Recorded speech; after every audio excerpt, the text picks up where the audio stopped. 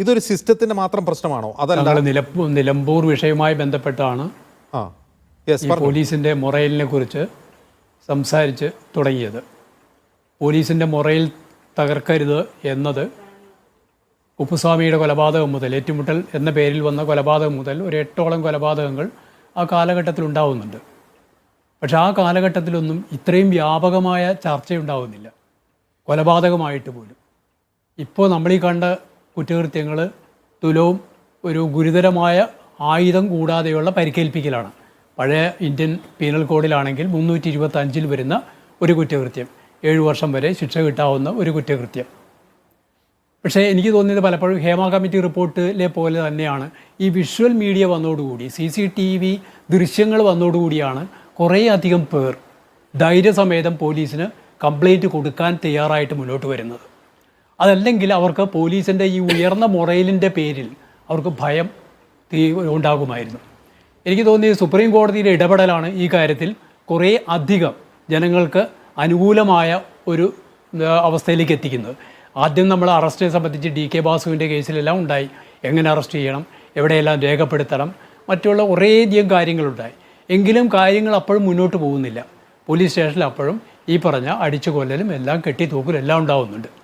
അങ്ങനെയാണ് 2020 സുപ്രീം കോടതി വീണ്ടും ഈ CCTV എല്ലാ സ്ഥലങ്ങളിലും വെക്കണം എന്ന് പറയുന്ന നിർദ്ദേശം ഉണ്ടാവുന്നത്.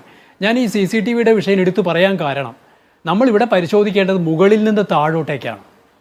കാരണം ഈ CCTVയുടെ സുപ്രീം കോടതിയുടെ ഉത്തരവിൽ ഒരു ജില്ലാ കമ്മിറ്റിയെക്കുറിച്ച് പറയുന്നുണ്ട്, ഒരു ജില്ലാ മേൽനോട്ട കമ്മിറ്റി. ആ ജില്ലാ മേൽനോട്ട കമ്മിറ്റിയുടെ അധ്യക്ഷൻ ജില്ലാ ജഡ്ജിയാണ്. ജഡ്ജിയെ കൂടാതെ ഡിസ്ട്രിക്ട് മജിസ്ട്രേറ്റ്, കളക്ടർ, പിന്നെയുള്ളത് സൂപ്പറിൻറ്റൻഡൻ്റ് ഓഫ് പോലീസ്. ഈ 3 പേരുടെ ഒരു കമ്മിറ്റിയാണ് ജില്ലാ തലത്തിലുള്ളത്. ഇവർ 3 മാസങ്ങൾ, ഓരോ 3 മാസത്തിലും പോലീസ് സ്റ്റേഷനിൽ ഒരിക്കലെങ്കിലും പോയി സന്ദർശിച്ചിരിക്കണം. ഇത് പറയാൻ കാരണം, ഇപ്പോൾ ഉണ്ടായിരിക്കുന്ന ഈ സുജിത്തിൻ്റെ വിഷയത്തിലും അതേപോലെ KP ജോസഫിൻ്റെ വിഷയത്തിൽ, ഔസേപ്പിൻ്റെ വിഷയത്തിലെല്ലാം തന്നെ ഈ CCTV ദൃശ്യങ്ങളാണ് നമ്മളെ ഇത്രമാത്രം പ്രകോപിപ്പിച്ചുകൊണ്ട് ഈ ചർച്ചകൾക്കെല്ലാം വിധേയമാക്കിയിരിക്കുന്നത്.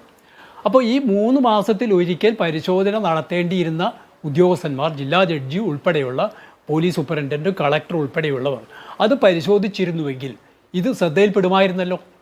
അങ്ങനെ ശ്രദ്ധയിൽപ്പെട്ടുമായിരുന്നുവെങ്കിൽ അതിനോട് ബന്ധപ്പെട്ട പോലീസ് ഉദ്യോഗസ്ഥർക്കെതിരെ അപ്പോൾ തന്നെ നടപടിയെടുക്കാൻ കഴിയുമായിരുന്നില്ലേ? ഇനി അവരത് കണ്ടിരുന്നു എന്ന് വിചാരിക്കുക, അവരത് കണ്ടിട്ടും മിണ്ടാതിരിക്കുകയാണെങ്കിലോ അതൊരു കൃത്യവിലോപമായിട്ട് മാറൂലേ? അങ്ങനെ കൃത്യവിലോപമായി മാറുന്നവർക്കെതിരെ നടപടിയെടുക്കേണ്ടതല്ലേ നിയമപ്രകാരം? എന്ത് നടപടിയാണ് എടുത്തത്? 2.5 വർഷം കഴിഞ്ഞതിന് ശേഷമാണ് ആദ്യം, നേരത്തെ നമ്മുടെ കുമാർ പറഞ്ഞതുപോലെ, ഒരു 2 ഇൻക്രിമെൻറ്റ് ബാർ ചെയ്യുന്നു. 2 ഇൻക്രിമെൻറ്റ് ബാർ ചെയ്യുന്നത് പിന്നീട് ജനങ്ങളുടെ പ്രക്ഷോഭമെല്ലാം കൂടി കണ്ടുവന്നതുകൂടി അത് വളരെ ഗൗരവമല്ലാത്ത ഒരു ശിക്ഷയാണ്. അത് ഗ്രീവസായ ഒന്ന് തന്നെയാണ്, സീരിയസ് ആയ ഒരു ശിക്ഷ തന്നെയാണ്, പക്ഷേ അത്ര ഗൗരവമായിട്ട് കാണാൻ പറ്റില്ല. അതേസമയത്ത് പിരിച്ചുവിടണം എന്ന രൂപത്തിലേക്കാണ് ഇപ്പോൾ ചർച്ചകളെല്ലാം ഉയർന്നു വന്നിരിക്കുന്നത്. പോലീസ് സ്റ്റേഷൻ്റെ ഉള്ളിൽ വെച്ച് മനുഷ്യൻ്റെ ജീവൻ അപകടം വരുത്താവുന്ന രൂപത്തിൽ, അയാളുടെ ചെവിക്കൽ അടിച്ച് തകർക്കുന്ന രൂപത്തിലേക്കെല്ലാം കാര്യങ്ങൾ എത്തുമ്പോൾ സ്വാഭാവികമായിട്ടും അത്തരം കുറ്റകൃത്യങ്ങൾ ചെയ്യുന്ന നിയമപാലകരെന്ന് വിശേഷിപ്പിക്കേണ്ട പോലീസുകാരെ അവിടെ ഇരുത്തുന്നതിൽ ഒരർത്ഥവുമില്ല. പക്ഷേ അതിൻ്റേതായ നടപടിക്രമങ്ങൾ വേണം.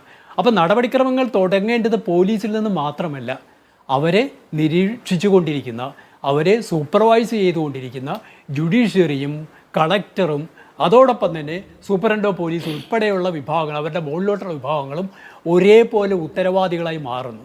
ഒരുപക്ഷെ അവരുടെ കണ്ണടക്കൽ തന്നെയാണ് ഈ പ്രശ്നം. അപ്പോഴാണ് ഇവർക്ക് ആത്മധൈര്യം കിട്ടുന്നത്.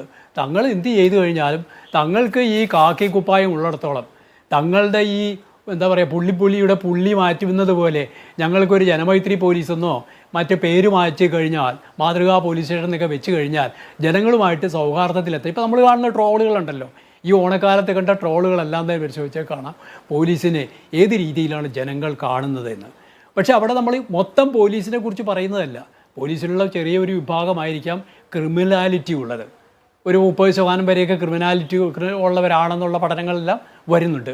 പക്ഷേ അത് വെച്ചുകൊണ്ട് തന്നെ ഒരു ഭയം ജനങ്ങളിൽ അങ്കുരിപ്പിച്ചുകൊണ്ട്, ആ ഭയം കൊണ്ട് നിയമസമാധാനം പാലിക്കാമെന്ന ഒരു മിഥ്യാബോധം, നേരത്തെ കുമാർ പറഞ്ഞതുപോലെ നമ്മൾ ആ കൊളോണിയൽ ചിന്താഗതിയാണ്, ഭയപ്പെടുത്തിക്കൊണ്ട് ഭരിക്കുക എന്ന് പറയുന്ന ആ കൊളോണിയൽ ചിന്താഗതി. അപ്പോൾ നമ്മൾ മാർക്സിസത്തെ കുറിച്ചൊക്കെ പറയില്ലേ, എന്നും പോലീസ് ഒരു മർദ്ദക ചട്ടുകം മാത്രമാണ്, ഒരു ഭരണകൂടത്തിൻ്റെ ചട്ടുകം മാത്രമായിട്ട് ഈ പോലീസ് വാഴുമ്പോൾ ജുഡീഷ്യറി ഉൾപ്പെടെയുള്ളത് അതാണെന്ന് മാർക്സിയൻ സങ്കല്പത്തിലൂടെ കാണുമ്പോൾ നമ്മൾ ഇപ്പോൾ ഈ പറഞ്ഞ വാദം ശരിവെക്കുകയാണ് ചെയ്യുന്നത്.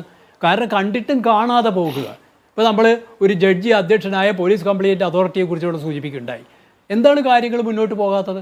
അവരെ സംബന്ധിച്ചുള്ള റിട്ടയർ ചെയ്ത് കഴിഞ്ഞാൽ കിട്ടുന്ന ഒരു പോസ്റ്റ്, ആ പോസ്റ്റിൽ വീണ്ടും ഒരു 5 കൊല്ലം ഇരിക്കാനുള്ള ഒരു സൗകര്യം, അങ്ങനെ ഒരു സൗകര്യമായി മാറുന്നൊരു കാലഘട്ടത്തിൽ ഇത് ഒരു നീക്കുപോക്ക് മാത്രമാണ്.